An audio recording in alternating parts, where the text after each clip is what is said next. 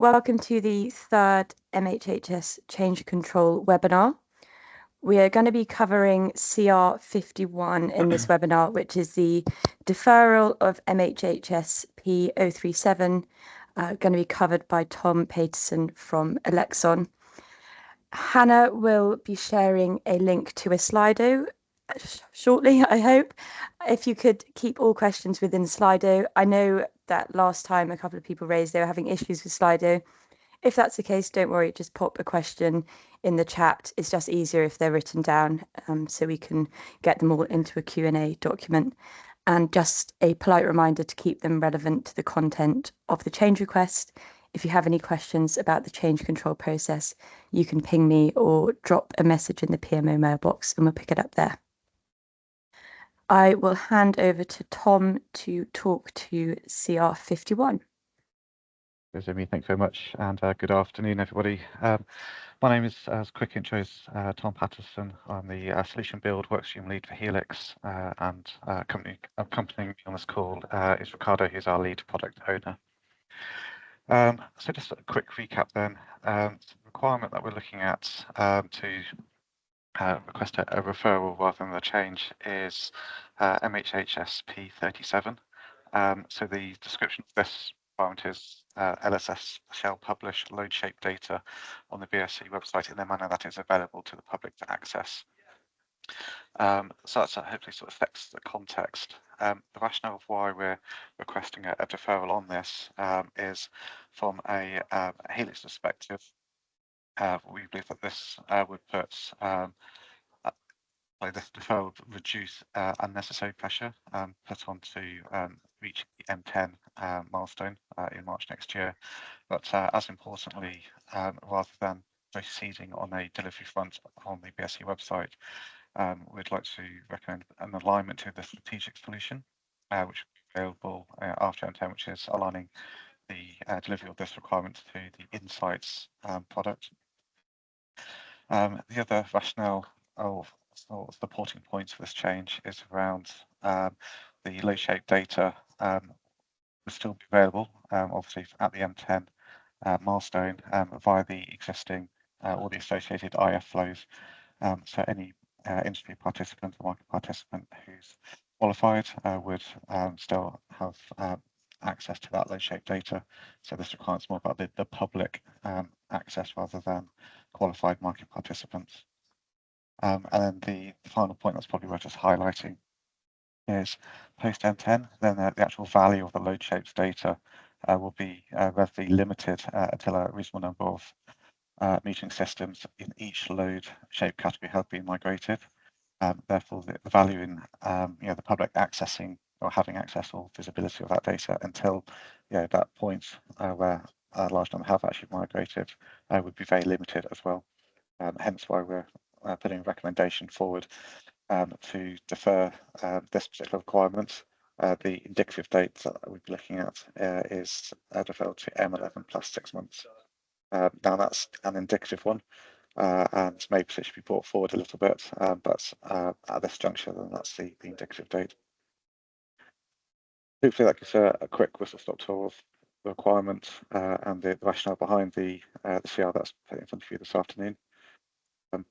Imi, I didn't need the full 15 minutes, so hopefully that gives a bit of time back for discussion. Brilliant, thanks Tom. Before we move on to the Q&A, I just wanted to pick up the target date of change and next steps. This hasn't updated from the last webinar, so huge apologies on my behalf. This will just go out for a regular impact assessment and change board review rather than an Ofgem decision. So if we move into the Q&A, Hannah, do we have anything in the Slido? We don't have anything yet, but if we just wait a few moments, the code is in the chat and the link as well, just a reminder.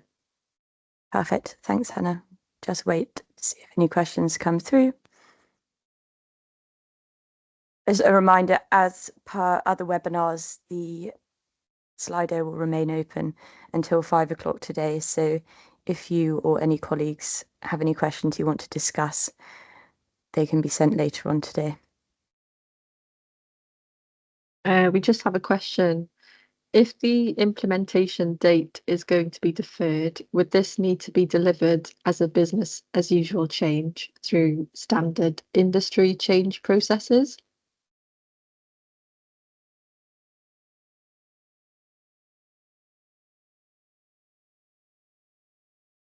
Am I Sorry, right? sorry, do you mind just repeating that again there? Just the last bit, I missed it.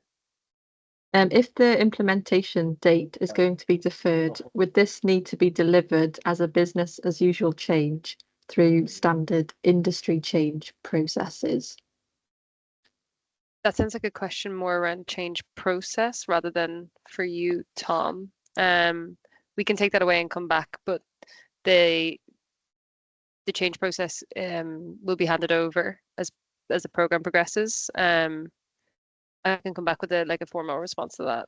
I think just the purpose of this is to try and talk about the specific change request and impact of that. Unless I misunderstood that, sorry.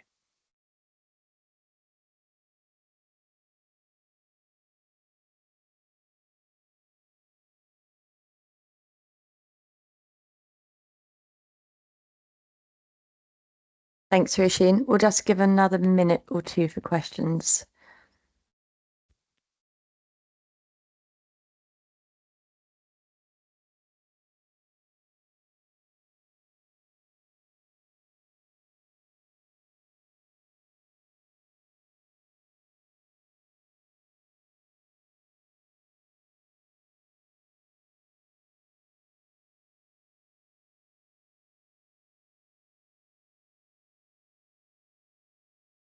Anything else, Hannah?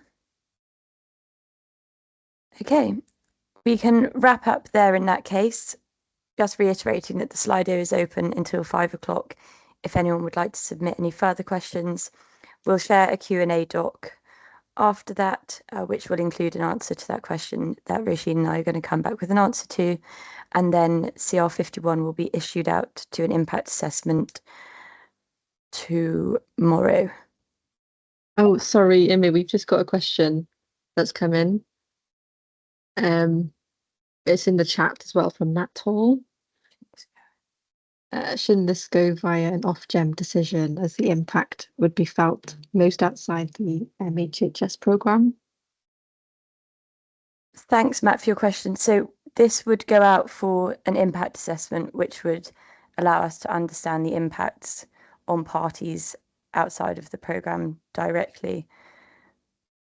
So we can build a picture of that via the impact assessment. Just to clarify, it will then go to the SRO via PSG then for the decision to be ratified. Right, thank you. Brilliant. Okay, thanks everyone. Enjoy your afternoons.